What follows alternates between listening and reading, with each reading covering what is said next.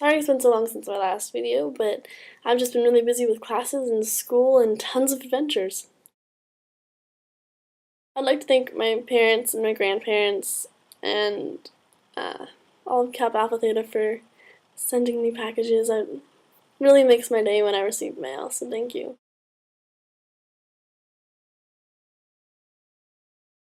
I'm taking 3 classes here in Dunedin at Otago. I'm taking Actor's Imagination, which is an acting class based on Stanislavski's acting method.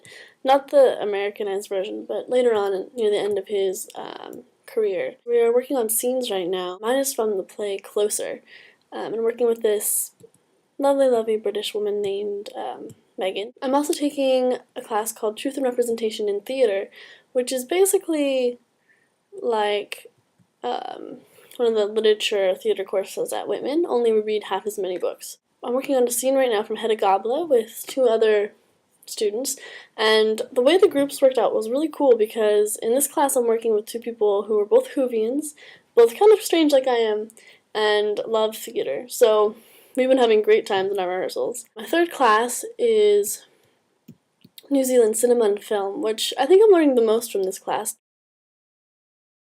I know many of you have probably already seen pictures that I've been posting on Facebook, but a couple of weeks ago I went to the Fiordland, which is this beautiful piece of the country where there's Milford Sound and Doubtful Sound, and I went with the tramping club, and so we had a weekend where we were hiking and backpacking up in the Fiordland. We went to a place called Gertrude Saddle, which is right near Milford Sound. We got in there late Friday night and set up camp. Since we were the last group to be dropped off, we got to stay with the bus, which was awesome. We all just slept in the bottom of the bus, and we were protected from the rain and the wind.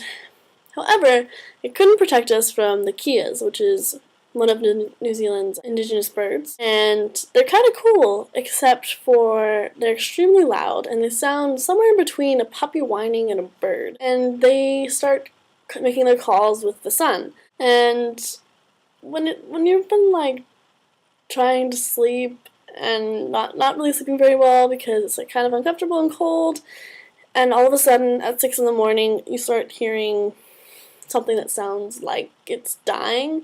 It's kind of a really freaky thing to wake up to. Over the course of the trip we started to imitate them, and none of us were very good at it, but it ended up just like turning into this call that we would do like for each other, and it still continued past the camping trip. I made a really lot of great friends on this trip. On Saturday, which was the main hiking day, we hiked up to Gertrude Saddle, which isn't very far, but the elevation gain is crazy. We gained something like, well, not everyone, but by the highest point, we gained like 7,000 feet. I think I have to check that number. Gertrude Saddle wasn't that tall, but all of us made it up. We in the morning it was really foggy, but there was this beautiful sunrise, so it was kind of difficult to see when we started out when we were hiking. On our way there, we ran into someone else who was from Otago, but he had gone on a day trip without his group, and he told us about this ice cave.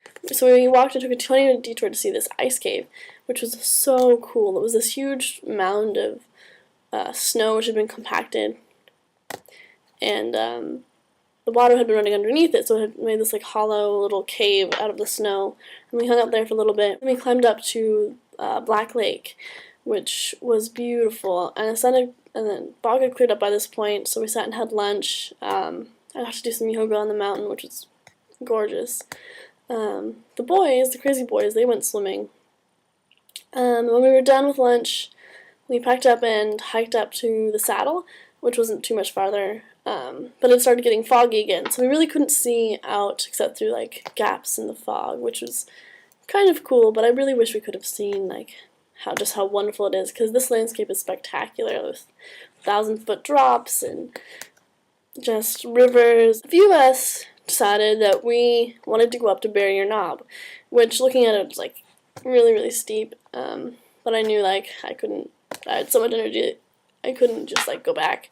So me and 6 of the guys hiked up, and right before we got to the top, there was like a 100-meter snowbank, And I climbed up a few feet using, digging my hands into the snow and climbing up just because I thought it would be fun. One of the guys took a couple of rocks and started climbing up after me. I guess at some point we decided that would be a good way to get to the top of the snowbank. Someone threw me up a couple of rocks, and we started to climb this snowbank with just rocks and our hiking boots. Which was one of the more scarier things that I've done, because at one point I slid down 10 feet and ran into the person behind me, and we both were like, we're gonna die, because below us were just rocks, and then if we had moved over a few feet, it was just a snowbank that just fell off into the middle of nowhere. Then when we did make it to the top, we made it to the spine of the mountain, which again, it was foggy so you couldn't see very far, but it was still beautiful, beautiful. Felt like you were on top of the world. But anyway, once we hung out there for a little bit, we had to come back down. And the way we had to come back down was by sliding down the snow. We kind of just followed our prints back, and we went down backwards, slipping on the ice and using rocks to stop ourselves if we were sliding too fast. But only 4 of us went up, so the 2 guys who were staying at the bottom of the field, once they started seeing us, realized we couldn't really see where we were going, so they were like, follow my voice! We all made it down safely. The rest of our group had already headed back, a half hour before we reached Gertrude Saddle, so we just started heading back after them. Sunday, it was just pouring and raining, so we decided to drive to Milford Sound, and just take a little day trip, which didn't take very long. We sat in the cafe and waited for the other groups.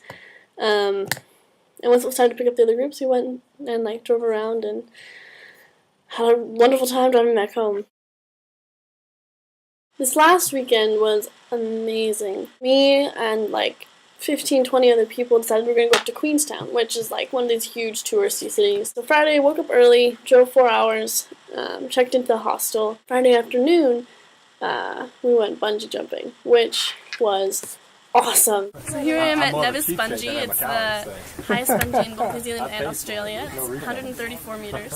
I don't know if you can see out there, but I'll be bungee jumping from that little white thing out there. Yeah, let's see how this goes. For all of you people in America, it's about 420, 430 feet. Yeah.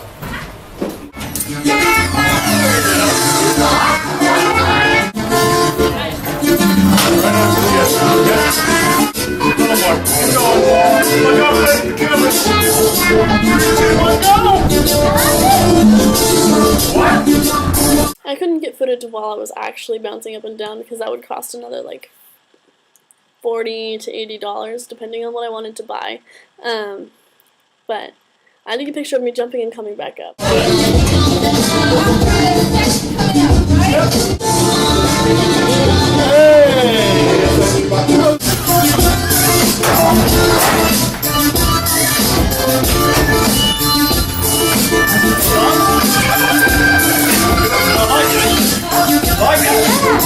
So yeah, let's check one of things off my list.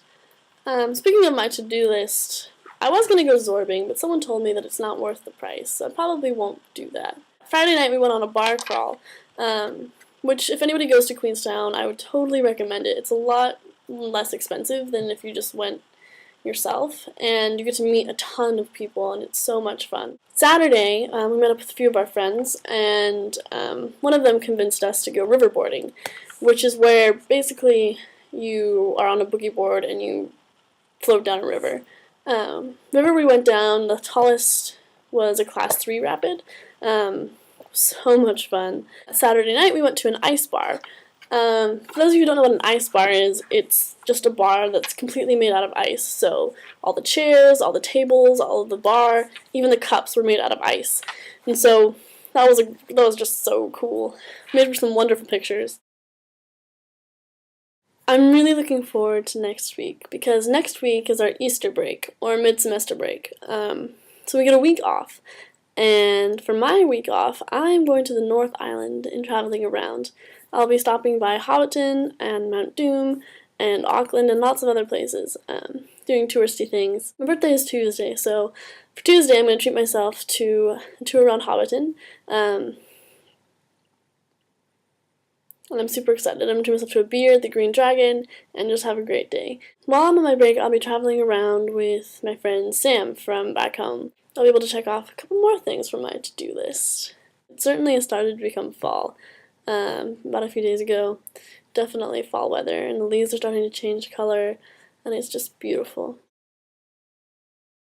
Alright, so I'm going to do a song for each week that I forgot to do a video. For week 3, the song would be Brick in the Wall Part 2 by Pink Floyd for the start of classes and the start of school. For week 4, the song is Da Da Da by the Naked and Famous, because apparently the Naked and Famous is a New Zealand band. For week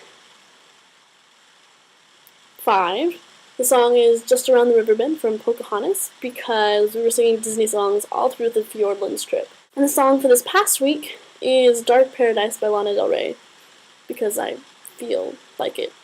I know I forgot to mention in the other videos, but if you'd like to listen to any of the songs of the weeks, all you have to do is click on the little links, and you can listen to them. Hopefully in the next week or two I'll make another video, so see you then.